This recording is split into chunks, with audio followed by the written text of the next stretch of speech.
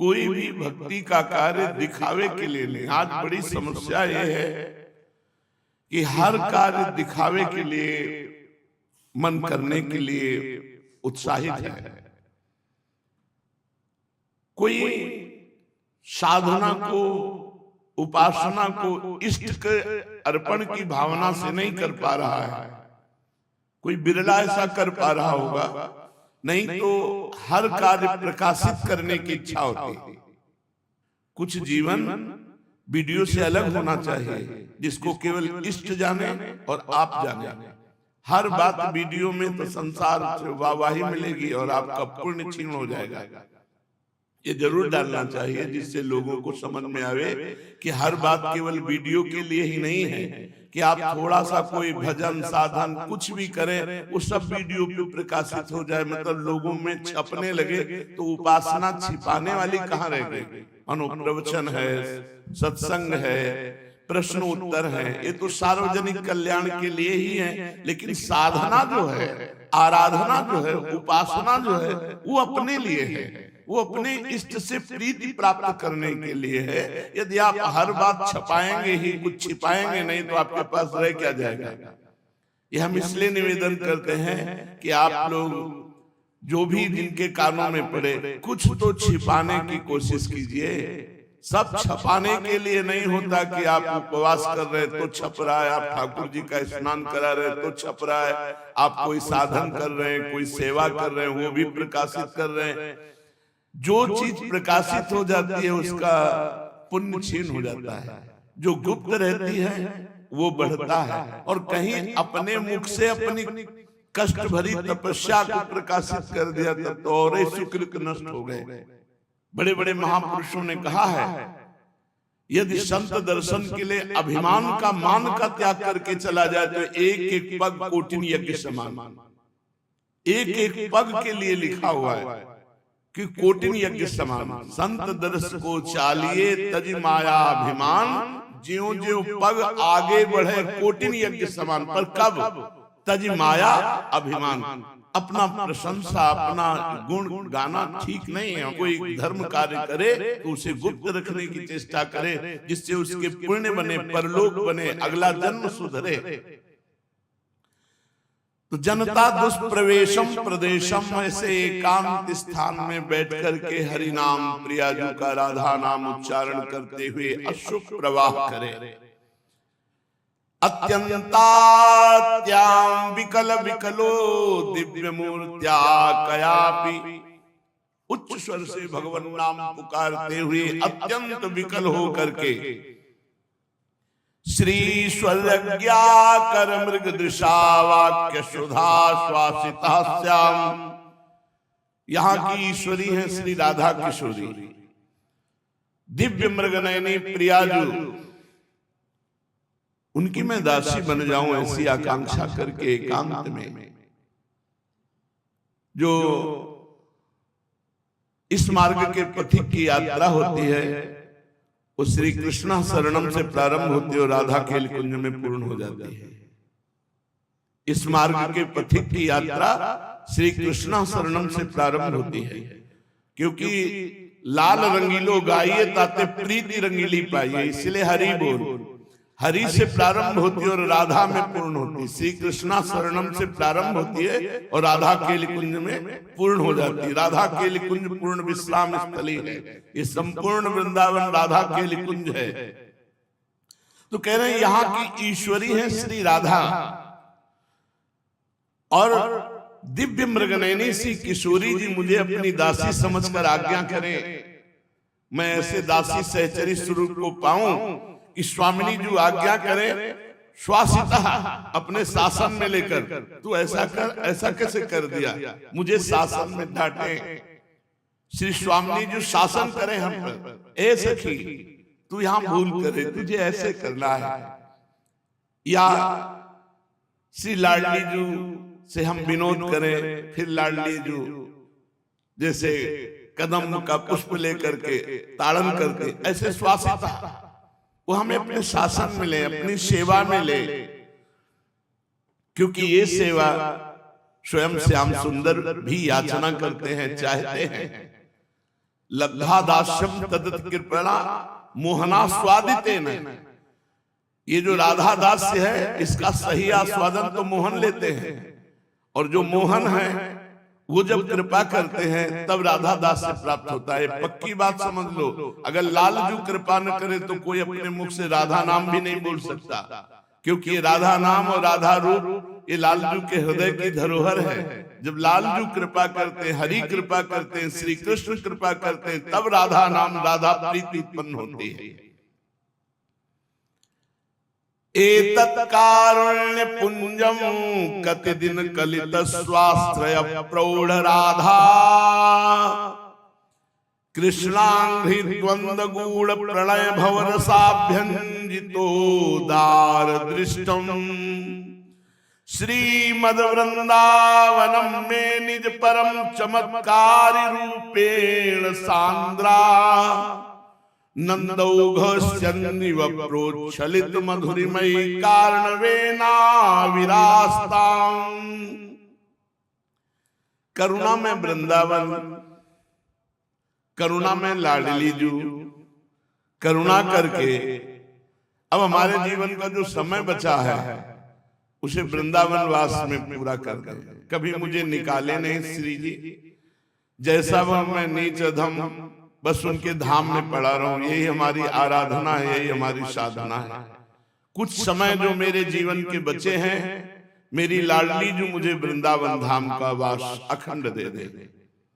बहुत चंचल माया है और बहुत चंचल चलायमान मन है। मन और माया की बहुत मिलना है। प्रकृति की तरफ आकर्षण मन का है, मन प्रकृति को पकड़े हुए है। अब हमें किस समय कौन सी चाल मन और माया के वृंदावन से बाहर कर दे पता नहीं। इसलिए हे करुणा में वृंदावन, हे करुणा में लाडली जू, दिन कलित स्वाश्रय प्रौढ़ राधा, करुणामयी राधा, जितने दिन हमारे जीवन के अब बचे, पता नहीं कितने दिन है। हम तो रोज नया जीवन मानते हैं। आज बच गए, खूब गालो राधा राधा राधा, आज बच गए फिर राधा राधा गालो, पता नहीं शाम हो कि ना हो। बड़ा भयावह संसार है, बड़ा दुखद संसार है। किस समय मृत्यु हो जाए कुछ पता नहीं। प्लान पे प्लान चल रहे हैं, ऐसा हो जाए, ऐसा हो जाए, ऐसा हो जाए, ऐसा हो, और पता नहीं है कि शाम के सारे प्लानों में आग लगने वाली है। नाचते नाचते लोग चले गए, बोलते बोलते चले गए, कवल उठाया और मुंह भरा उसी में गिर गए।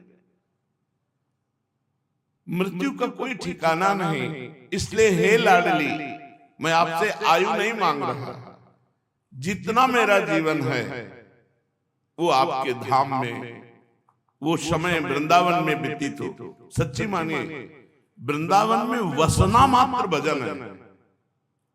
जैसे बार कोई बहुत बड़ा भजनानंदी और एक वृंदावन में केवल पड़ा रहता है, उसकी समानता भजनानंदी नहीं कर सकता। और देश के बसत ही अधिक भजन जो होए, यही सम तो पूजत रहे, वृंदावन रहे सोए। इसके दो अर्थ हैं। एक वृंदावन वास कर रहा है और एक बाहर बहुत भजनानंदी, तो उसकी समानता नहीं कर सकता वृंदावन वास की। और सोए का तात्पर्य अगर नींद से ले लेते हैं तो एक वृंदावन में पड़ा सोता रहता है, एक बार बहुत भजन करता है, तो दोनों की अगर फल वृत्ति में देखा जाएगा तो वृंदावन वास वाला सर्वश्रेष्ठ पाया जाएगा। कि इसलिए मेरे जीवन की जितनी श्वासें बची हैं मुझे वृंदावन वास मिले, और उदार युगल सरकार ऐसी कृपा कर दो कि आपके चरणों के निगूढ़ स्नेह से अभिषिक्त मेरी मति हो जाए, मेरी बुद्धि में केवल प्रिया प्रीतम बस जाए। जितनी जीवन की आयु है वृंदावन वास हो और प्रिया प्रीतम के सिवा कुछ याद न रहे, ऐसी स्थिति हो जाए। हम तो इन रोगों को बहुत अच्छा मानते हैं। एक भगत जी हैं, उनको कैंसर हो गया, सब छोड़कर वृंदावन वास, अब वो कह रहे हैं मुझे विरक्त भेज दे दो। कितनी कृपा कैंसर की हो गई। अनंत जन्मों के रागों को मिटिया मेट करके भगवान के चरणों का कि अब तो जाना है भाई, सब छोड़ो, अब विरक्त हो जाओ, केवल श्री जी का चिंतन, क्योंकि कभी भी मर सकते हैं, कैंसर है। बड़ी कृपा कृष्ण रूप कैंसर की, जो संसार से वैराग्य दिलाकर भगवत प्राप्ति के मार्ग में आरूढ़ कर दिया और सीधाम वृंदावन आकर अखंड वास ले लिया कि अब मुझे नहीं जाना। बहुत उत्तम है भगवान का हर विधान। तो हे प्रभु, आप ऐसा विधान कर दो कि जीवन की जो आयु की श्वासें हैं, समय है, वो वृंदावन में व्यतीत हो और प्रिया प्रीतम के चरणारविंद का अति निगूढ़ प्रेम हमारी मति में हो, अर्थात केवल प्रिया प्रीतम की आसक्ति। और श्रीधाम वृंदावन में जो प्रिया प्रीतम में आसक्त चित्त हैं, उन्हीं को मैं देख पाऊं, अर्थात मुझे सानिध्य मिले तो ऐसे जनों का जो प्रिया प्रीतम के प्रेम में डूबे हुए हैं।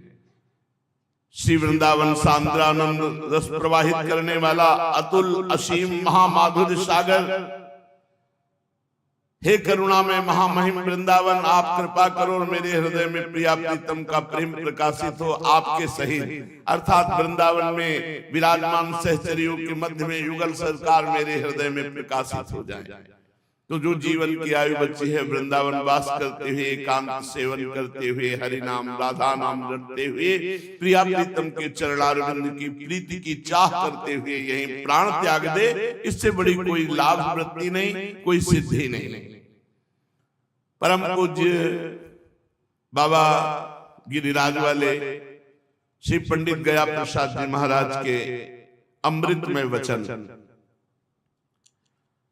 साधक प्रतिक्षण सावधानता पूर्वक व्यवहार करे,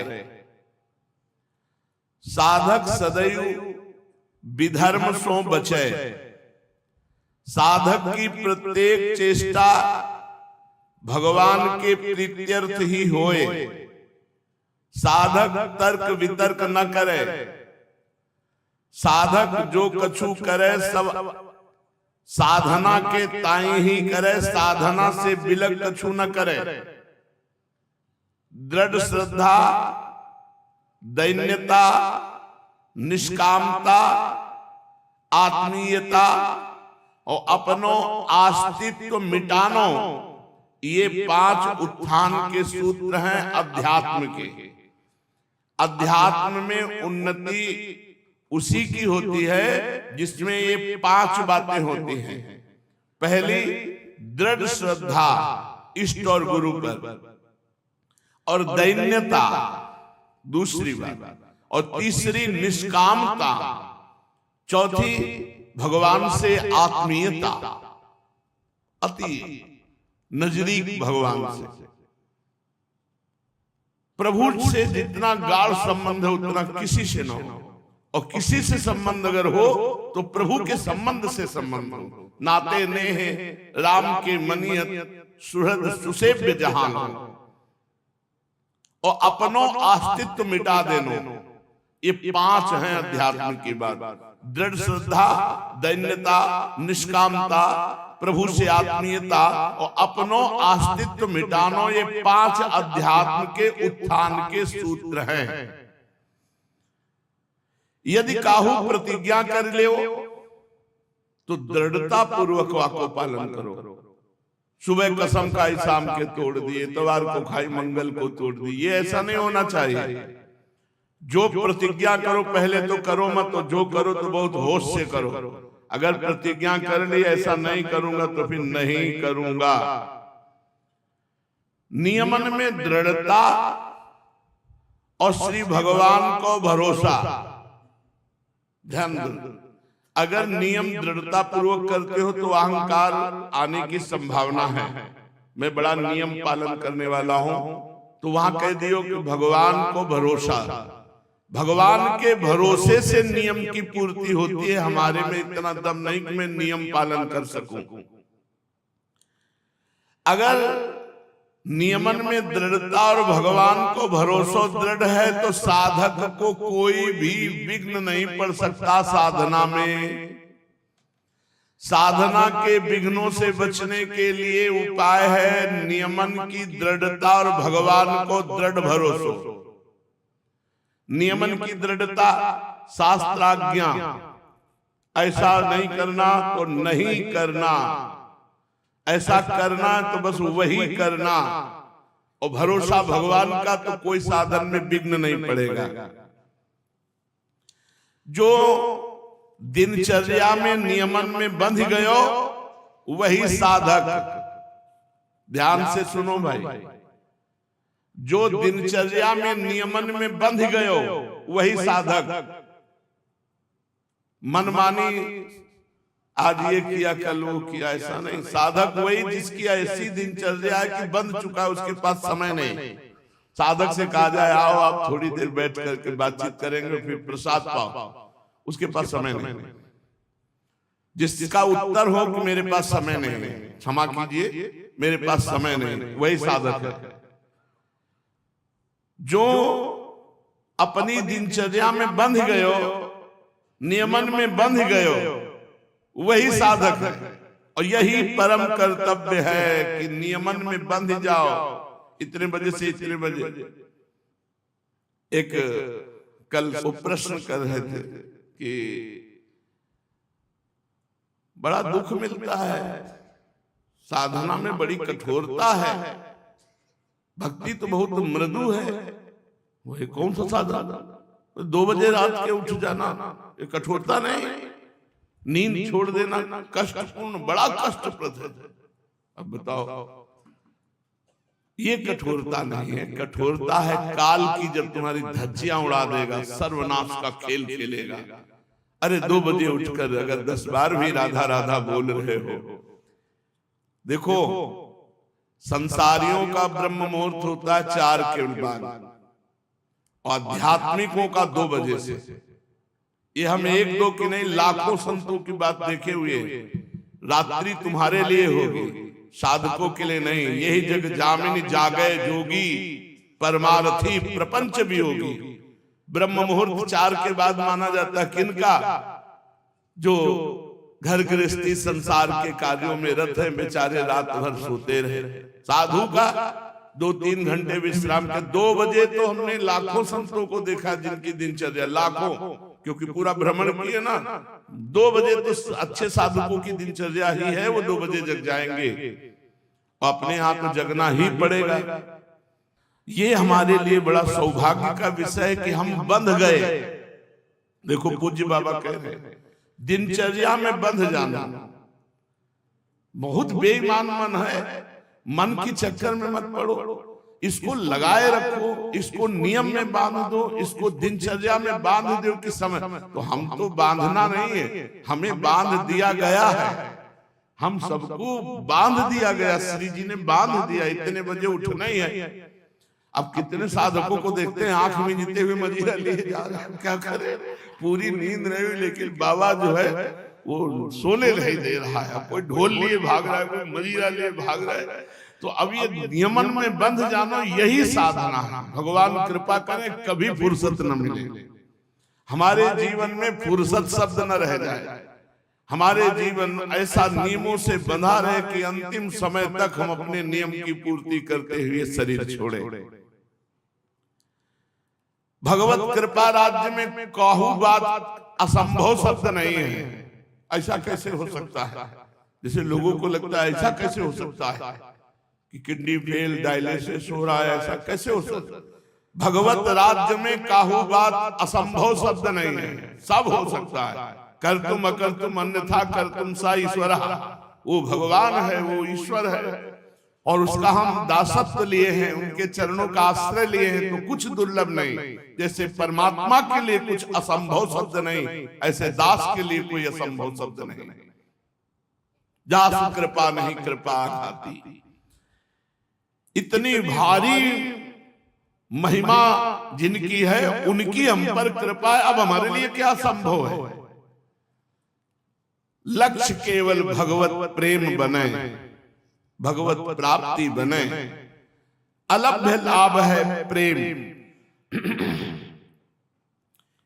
या प्रेम के ताई जीवन भर पूरी तत्परता से प्रयत्न करते रहनो, अन्य कामना या अन्य वासना न बनन पावे। यह ध्यान रखनो कि प्रेम अति ही कोमल वस्तु है, अतएव इनके विराजिवे के ताई हृदय को अति ही मृदु बनानो पड़ेगो। स्वभाव अति ही सरल बने, वाणी सरल होए, वाणी में कटुता छू न जाए, व्यवहार में बहुत नम्रता दर्शावे। जब श्री हरिवंश नाम जानी है, तब सब हिंते लघु मानी है, हंस बोले बहुमान है। तब सम सहनशीलता होए, परम उदार कहे सब कोय, सोच न मन कबहू करे। ऐसा व्यवहार होना चाहिए, मृदु व्यवहार, सरस व्यवहार। एक बार जो मिले तो उसको लगे कि मैं किसी से मिला हूं, ऐसा शीतल सरस मृदु व्यवहार। दृष्टि में सरसता, वाणी में सरलता, कठोरता नाए। पवित्रतम भगवान है, तो हृदय को पवित्रतम बनाने पड़ेगा। भूल न देहि कुमार्ग पाऊं, साधक भूल करके कुमार्ग में कहीं पैर न रख दे। केवल प्रेम की ही कामना करे, लालसा करे, वासना बनावे, रहनी ही अति उत्तम साधुता है। बड़े काम की बात गोस्वामी तुलसीदास जी ने कह दी। या दोहे को हर साधक को अपने जीवन में उतारना चाहिए। तुलसी ममता राम सो, समता सब संसार, राग न रोष न दोष दुख, तो दास भये भव पार। राग न रोष न दोष दुख, दास भये भव पार। तुलसी ममता राम सो, अपने इष्ट से, ममता श्यामा श्याम सो, समता सब संसार। हमारी ममता केवल श्यामा श्याम से हो और समस्त संसार में समता हो। किसी से राग नहीं, किसी से लड़ाई झगड़ा नहीं, कोई दोष नहीं, और किसी भी प्रकार के दुख से पीड़ित नहीं। दुख है पर उसकी पीड़ा नहीं, तो दास बहे भव पार। ऐसे भगवत दास इस भव समुद्र से पार हो जाते हैं। या ब्रजभूमि प्रेममयी है, या ब्रजरज प्रेम प्रदाता है। यासो प्रत्येक साधक को चाहिए कि शरीर सो ब्रजरज हर समय लगी रहे। बहुत बार ये निवेदन कर चुके हैं कि श्री जी की अनन्य निष्ठा की प्राप्ति इसी रजरानी से होगी। अगर राधा रानी से प्रीति प्राप्त करनी है तो रजरानी से प्रीति करनी ही होगी।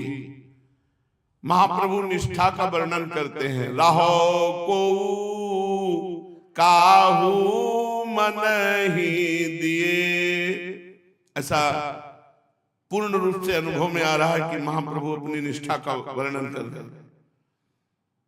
कोई कहीं भी मन लगाओ, मुझे उससे कोई परेशानी नहीं। मेरे प्राणनाथ श्री श्यामा, शपथ करो तृण छिए, रहो को काहू मन ही दिए। वर्णन कर रहे हैं श्यामा जी की निष्ठा का, पर यह निष्ठा आई कहां से? तो आखिरी पंक्ति में चलिए। जय श्री हित हरिवंश अनत सचु नाही, बिनु यार जहि लिए, बिनुया रजही लिए रहो को काहू मनहि दिए। बिना वृंदावन की रज शरीर पर लगाए श्री जी की निष्ठा नहीं आ सकती। हमारे माई श्यामा जी को एक ठसक महारानी जी को, महारानी जी कैसी अनंत ब्रह्मांडों के स्वामी जिनके आगे हाथ जोड़े खड़े, इनसे बढ़कर कौन होगा? श्री जी से बढ़कर परब्रह्म परमात्मा जिनके चरणों की महावर रचना, मेहंदी रचना करते हैं, वो हमारी महारानी जो हैं। ये ठसक आएगी रजरानी की कृपा से। ये ब्रज रज प्रेम प्रदाता है, शरीर में श्री ब्रजरज लगी रहना चाहिए। ये साबुन लगाने वाला देश नहीं है, पाउडर और क्रीम लगाने वाला देश नहीं, ये रज लगाने वाला देश है। गीली रज से श्रृंगार करो, सूखी रज से पूरे शरीर में लेप करो। जैसे पाउडर लगाते हैं ना, ऐसे छान के रज रख लो। गिरिराज जी की परिक्रमा की, वृंदावन परिक्रमा, बरसाना, जहां जहां ब्रज रज मिले छान के रख लो। और स्नान के बाद ऐसे करके तो शरीर कुछ गीला ही रहता है, पूरे शरीर में लेप करके और फिर तिलक रचना रज से परम पावन। ये महिमा है ब्रजवास की। शरीर से ब्रज रज लगी रहनी चाहिए। पूज्य श्री श्रीधर बाबा जी महाराज बड़े भक्तानंदी संत, सुबह 3 बजे नहा करके उनको ऐसे बैठाल दिया जाता। वयोवृद्ध थे, स्वयं सामर्थ्यहीनता आ गई थी शरीर में। ऐसी अवस्था में 3 बजे से 1 बजे तक एक ही आसन में बैठ करके जप होता था। 3 बजे से 1 बजे तक जबकि उठ के चलने लायक नहीं थे शरीर से। 3 बजे से 1 बजे तक, और 1 बजे के बाद ऐसे 2 साधक हाथ पकड़ के परिक्रमा मार्ग में लाते। परिक्रमा मार्ग कच्चा था उस समय, उतार के ऊपर का चला केवल लंगोटी पहन के ऐसे लौट करके प्रणाम करते, पड़े रहते ऐसे आधा क्षण। फिर साधक लाते 4 परिक्रमा अपने ठाकुर की। 1 बूंद पानी नहीं पिया अभी 3 बजे से अभी तक 1 बजे तक परिक्रमा किया। और फिर दरबार में खड़े होकर जब चरणामृत ले लेते, इसके बाद वो प्रसाद पाते हैं। अगर चरणामृत बट गया तो उपवास। प्रसाद पाके कुछ क्षण लेटे फिर बैठ गए। साधक भागवत खोल लिया, सुनाना शुरू कर दिया। भागवत संपन्न हुई, गए अपने आसन में आ गए, फिर जब शुरू हो गया। ऐसे उन्होंने बताया जब हमारी किडनी खराब हुई तो प्रार्थना की कि अब तो साधन क्या बन पाएगा जब किडनी ही खराब है, ना आसनों पे बैठ पाएंगे ना कोई साधन होगा। का एक बात मेरी मानोगे? आदेश कीजिए। उनका वृंदावन की परिक्रमा में लोट लगाओ, रज लगाओ, इसी से भगवत प्राप्ति हो जाएगी। कोई साधन न बने, ब्रज रज वृंदावन की रज लगी तो पूज्य बाबा कह रहे थे इसी से भगवत प्राप्ति हो जाएगी। तो जे रेणु पर मरिबो मंगल आए, ध्रुवदास कह रहे हैं। इस रज पर अगर शरीर छूट जाए, बाहर से आया हुआ पुरुष है, तो उसको भगवत प्राप्ति हो जाएगी। अगर रोज रज लगी तो हमें मरने की क्या चिंता, कभी मर जाए। रज लगी हुई है, चले गए श्री जी के पास गए। या शरीर सो ब्रजरज लगी रहना चाहिए। यह निश्चय कर लियो कि भगवत प्राप्ति को परम साधन है ब्रजरज। दुनिया माने ना माने, अपने ब्रजवासी जन तो मान ले जो ब्रजवास कर रहे हैं। परम साधन है भगवत प्राप्ति को ब्रजरज। बिहारी देव जी महाराज ने बहुत सुंदर अपने पदों में लिखा है कि जो ब्रजरज लगाता है उसका रजोगुण नष्ट हो जाता है। रजोगुण नष्ट होकर शुद्ध सात्विक वृत्ति, प्रिया प्रीतम से अनुराग। बड़ा महिमा वर्णन की रजरानी की महापुरुषों ने। हितधाम में एक बोर्ड लगाए हुए थे, जो पूर्व में वहां रहते होंगे तो उनको ध्यान होगा। पूज्य राधा बाबा और कई वाणियों से जो कि जो ब्रजरज का शरीर में लेप करता है उसके सारे पाप नष्ट हो जाते हैं और प्रिया प्रीतम का अनुराग प्रकट हो जाता है। शरीर छूटने के समय यदि ब्रजरज का एक कण भी मुंह में या शरीर में स्पर्श हो जाए तो उससे भगवत प्राप्ति होती है शरीर छूटने के समय। और हमें पता नहीं कब शरीर छूटेगा, इसलिए सुबह शाम दोनों टाइम रज का अभिषेक करके रहो, शरीर छूटेगा भगवत प्राप्ति। ब्रजरज से शरीर अभिषिक्त रहे। जब गुरुदेव दीक्षा दे देते हैं तो प्रेम पथ का एक नया जन्म माना जाता है। अब हम किसी अन्य जाति के नहीं, अब हम प्रिया प्रीतम के हैं, तो हम सब भगवत गोत्र हैं। जैसे अपने लोग श्री हरिवंश सुगोत्र कुल देव जाति हरिवंश, किस गोत्र के हो? हरिवंश गोत्र। श्री हरिवंश सुगोत्र, कुल हरिवंश, जाति हरिवंश, देव जाति हरिवंश। हमारे देव भी हरिवंश, हमारी जाति हरिवंश, हमारे कुल हरिवंश, कुलदेव हरिवंश, हमारा सर्वस्व हरिवंश। जैसे हर वैष्णव का गोत्र अच्युत गोत्री। अच्युत कौन? भगवान। जो भगवान है वही हमारे गोत्र है। अब हमारी जाति हमारा कुल ये सब नहीं, अब हम नया जन्म हुआ है, हम हरिवंश गोत्र के हैं। अपनो शरीर तथा संसार हो प्रेम की ही ताई बने। हमारा शरीर हमारा जितना भी व्यवहार है वो सब भगवत प्रसन्नता के लिए है। श्री जीवन धन के प्रसन्न करिवे के ताई, श्री जीवन धन को सुख पहुंचावे के ताई हमारो पूरे जीवन को प्रयत्न है। जो भी करें वो सब भगवान की प्रसन्नता के लिए। या के ताई उपाय है प्रियते अमलया भक्त्या हरिरन्यत विडम्बनम। श्री भगवान प्रसन्न हुए हैं निष्काम भक्ति सो। अमलया मल रहित भक्ति। मल क्या है भक्ति में? कामना। अमलया निष्काम, निष्काम भक्ति से भगवान प्रसन्न होते, और तो सब विडंबना है। प्रीतये अमलया भक्त्या हरिरन्यत विडंबनम। सब व्यर्थ है, विडंबना है, वास्तविक बात है भगवान की अनन्य भक्ति। तो पूज्य बाबा के वचनन को चिंतन करे, मनन करे और अपनी साधना में अपने जीवन में उतारे। श्रीमद् भागवत महापुराण। भगवान श्री कृष्णचंद्र जी उद्धव जी को उपदेश करते हैं। भगवान श्री कृष्णचंद्र जी कहते हैं, हे प्रिय उद्धव, मेरी प्राप्ति के 3 मार्ग हैं, भक्ति योग, ज्ञान योग और कर्म योग। इन तीनों को छोड़कर जो चंचल इंद्रियों के द्वारा क्षुद्र भोग भोगते रहते हैं, वे बार बार जन्म मृत्यु रूप संसार के चक्कर में भटकते रहते हैं। कर्मयोग में ही अष्टांग योग आ जाता है। ज्यादा भटकना नहीं चाहिए इधर उधर। भगवान ने स्पष्ट वर्णन कर दिया कि भगवत प्राप्ति के 3 ही मार्ग हैं, भक्ति योग, ज्ञान योग और कर्म योग। पूरी गीता में 3 ही योगों का वर्णन है। कर्म योग में ही अष्टांग योग आ जाता है।